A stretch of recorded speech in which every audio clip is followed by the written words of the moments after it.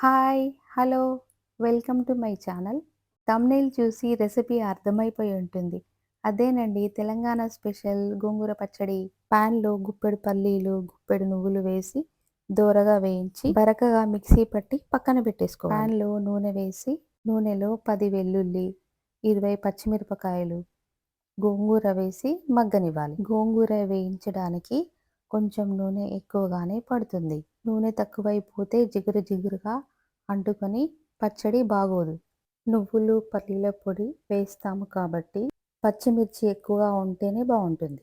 Pan పైన 2 నిమిషాలు మూత పెట్టి మగ్గనివ్వాలి. మగ్గిన ఈ గోంగూరని మిక్సీలో వేసి పల్స్ మోడ్‌లో 2, 3 సార్లు తిప్పుకోవాలి. మళ్ళీ పాన్‌లో నూనె వేసి కచ్చాపచ్చాగా దంచిన ఒక స్పూన్ ధనియాలు, కొద్దిగా శనగపప్పు, కొంచెం మినపప్పు, ఆవాలు, జీలకర్ర, కరివేపాకు, ఎండుమిరపకాయలు, 10 వెల్లుల్లి, ఇంగువ అన్నీ వేసి తాలింపు వేగిన తర్వాత బరకగా మిక్సీ పట్టిన గోంగూరని అందులో వేసి కాస్త ఉప్పు, కాస్త పసుపు, బరకగా పట్టి పెట్టిన పల్లీలు, నువ్వుల పొడి వేసి పూర్తిగా వేగిన తర్వాత అన్ని పదార్థాలు సరిగ్గా కలుపుకొని బౌల్‌లోకి ట్రాన్స్‌ఫర్ చేసుకోవాలి. యమ్మీ యమ్మీ గోంగూర పచ్చడి రెడీ.